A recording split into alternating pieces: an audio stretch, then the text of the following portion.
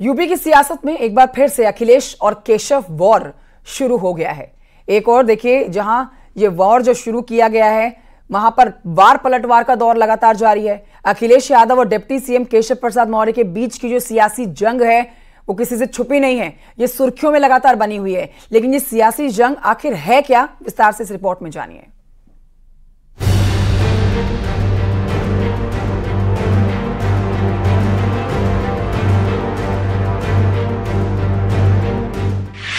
दिल्ली में होने वाली बैठक से पहले सियासी बयानबाजी का दौर शुरू हो गया है। एक ओर से वार हो रहा है तो दूसरी ओर से पलटवार।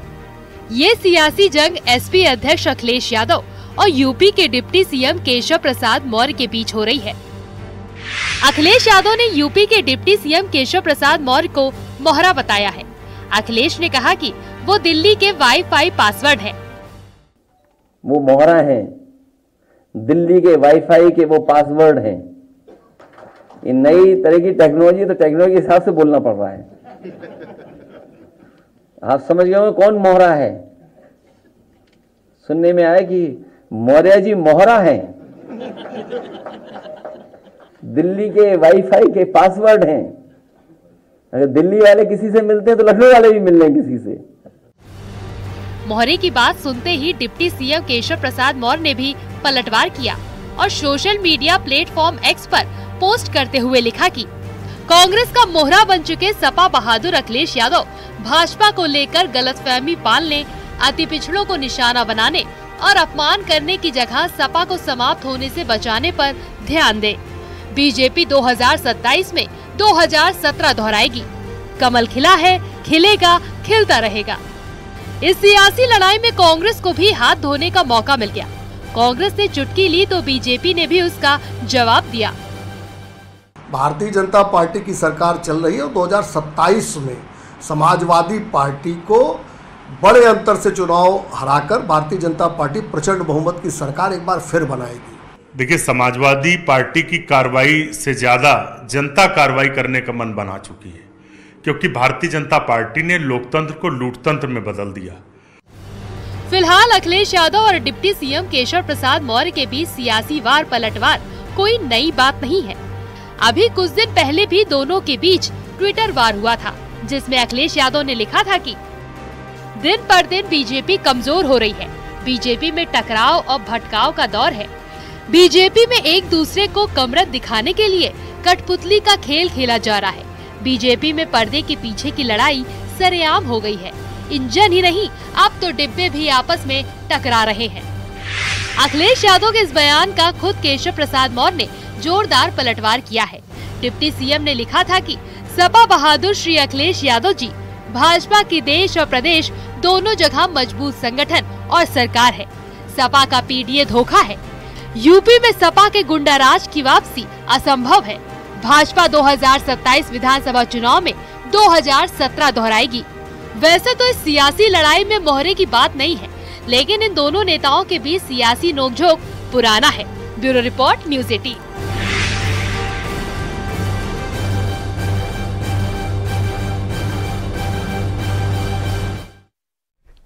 आगे बढ़ते आपको बताते हैं जालौन की खबर, जहां पर बदमाशों ने यात्रियों से भरी हुई बस को हाईजैक करने की कोशिश की है। इस मामले में पुलिस ने बस का पीछा करके 4 आरोपियों को गिरफ्तार कर लिया है। तस्वीरें भी आपको दिखा रहे हैं। उरई कोतवाली क्षेत्र के जिला अस्पताल के पास की वारदात है और बस कानपुर से अहमदाबाद की ओर जा रही थी। कंडक्टर उरई में सवारियों को बस में बिठा रहा था। इस दौरान हथियारों से लैस 4 बदमाशों ने ड्राइवर कंडक्टर से मारपीट करते हुए बस को कब्जे में लेकर हाईजैक कर लिया। जब उस समय बस में 36 से ज्यादा यात्री बैठे हुए थे। बस के हाईजैक होने से यात्रियों में चीख पुकार मच गई। सूचना मिलने पर पुलिस ने तेज रफ्तार से भाग रही बस का पीछा किया और थोड़ी दूर जाकर बस को छुड़ाते हुए 4 बदमाशों को गिरफ्तार कर लिया।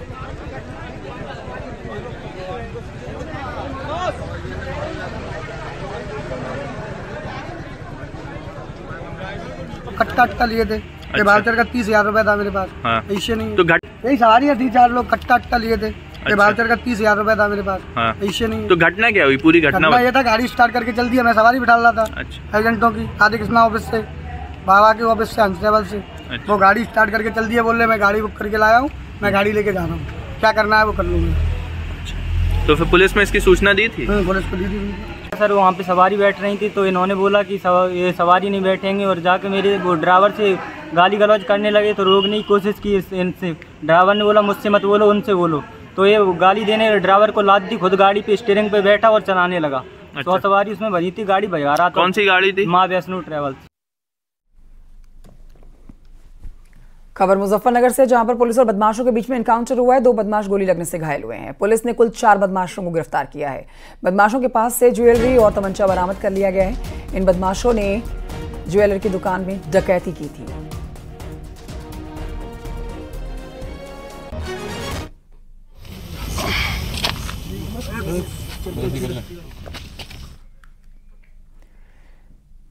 उधर बाराबंकी में पुलिस का बड़ा एक्शन देखा गया है। 4 शातिरों को पुलिस ने जेल भेजा है।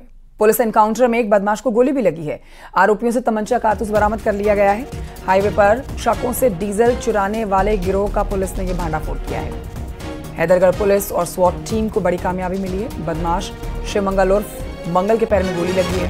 मंगल, शेर बहादुर उर्फ शेरू, अरबाज उर्फ राजा और मोहम्मद जिक्रान उर्फ रज्जन गिरफ्तार कर लिए गए हैं।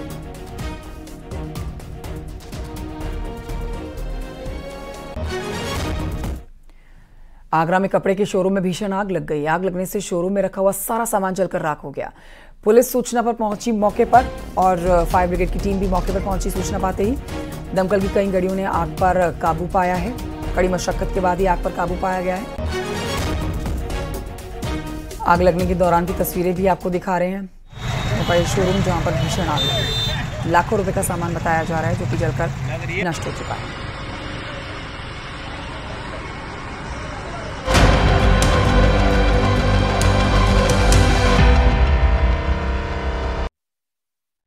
और आइए बात करते हैं यूपी में बारिश के अलर्ट की। देखिए, यूपी में आज और कल बारिश का अनुमान जताया गया है। मौसम विभाग ने जारी किया है बारिश का अलर्ट। कई जिलों में बारिश का अलर्ट जारी किया गया है। मौसम विभाग की माने तो लखनऊ, कानपुर, अयोध्या, मथुरा, हाथरस, आगरा, हमीरपुर, जालौन, इटावा, औरैया, प्रयागराज ये वो जिले हैं जहां पर भीषण बारिश हो सकती है। आज और कल का भारी बारिश का अनुमान जताया गया है।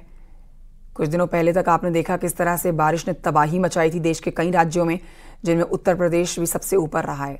अब कुछ दिन मौसम शांत रहा है। एक बार फिर से आज और कल के लिए भारी बारिश का अलर्ट जारी किया गया है। ये ग्राफिक्स के जरिए आप जिले देख सकते हैं और ध्यान रखिए, आज और कल भारी बारिश का अलर्ट जारी किया गया है। तो किसी भी काम को आप करने जा रहे हैं तो आप देख लीजिए कि कहीं आपके जिले में तो बरसात नहीं होने वाली है। तेज बारिश का अलर्ट जारी किया गया है मौसम विभाग की तरफ से।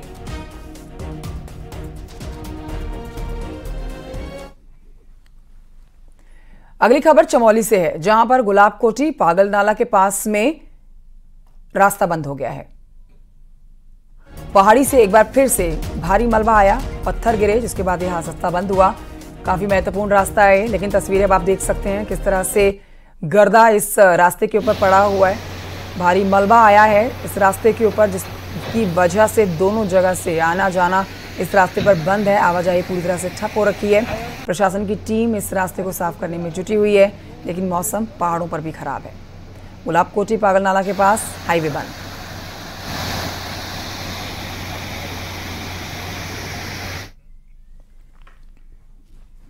उधर टिहरी से भी एक बड़ी खबर है, जहां पर घनसाली में बारिश की वजह से तबाही देखी गई है।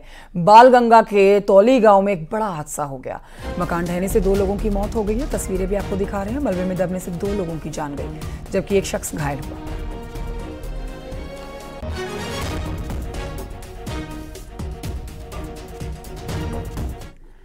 वहीं टिहरी के सीमांत बूढ़ा केदार क्षेत्र में भारी बारिश से बालगंगा नदी का जलस्तर अचानक से बढ़ने से क्षेत्र में जमकर तबाही हुई है। हालांकि अभी तक जानमाल की हानि का नुकसान नहीं हुआ है, ऐसी कोई जानकारी नहीं आ रही है। लेकिन आप देखिए घरों के पास से कैसे कलकल करता हुआ पानी बह रहा है। गंदा पानी है, मटियाला पानी है। तो इससे आप समझ सकते हैं कि जो पीछे बारिश हुई है, ये बारिश पूरे रास्ते भर की मिट्टी के साथ लेते हुए पानी चल रहा है। नदियां नाले उफान पर हैं पहाड़ों पर। इस समय नदी किनारे जो लोग बसे हुए हैं उनको सुरक्षित स्थान पर पहुंचाने की कार्रवाई लगातार चल रही है। प्रशासन की टीम लोगों को सुरक्षित स्थान पर ले जाने के काम में जुटी हुई है। कई क्षेत्र में बालगंगा नदी ने रौद्र रूप अपना रखा है। कई पुल जो हैं वो सड़क मार्ग से टूटे हुए हैं। लोगों के लिए एक तरफ से दूसरी तरफ जाना, रास्ता पार करना एक चुनौती भरा हो गया है। डीएम का यहाँ पर कहना है कि नदी किनारे बसे हुए लोगों को शिफ्ट करना प्राथमिकता है। वो सर्वे कर रहे हैं, जो भी नुकसान हुआ होगा उसकी भरपाई की जाएगी। साथ ही वहाँ पर अभी भी जल स्तर काफ़ी ज़्यादा है, तो जो भी अभी वल्नरेबल घर हैं जो किनारे में, वहाँ पर भी उनको अवेयर किया जा रहा है कि अभी थोड़ा सुरक्षित स्थानों पे उनको भी शिफ्ट कर रहे हैं। अभी ऐसी कोई जनहानि की या पशु हानि की ऐसी कोई सूचना भी प्राप्त नहीं। और आगे बढ़ते हैं, मसूरी की खबर आप तक पहुंचा देते हैं, जहां पर लगातार हो रही बारिश के बाद में Dehradun Mussoorie road Galogi power house के पास बंद हो गया है।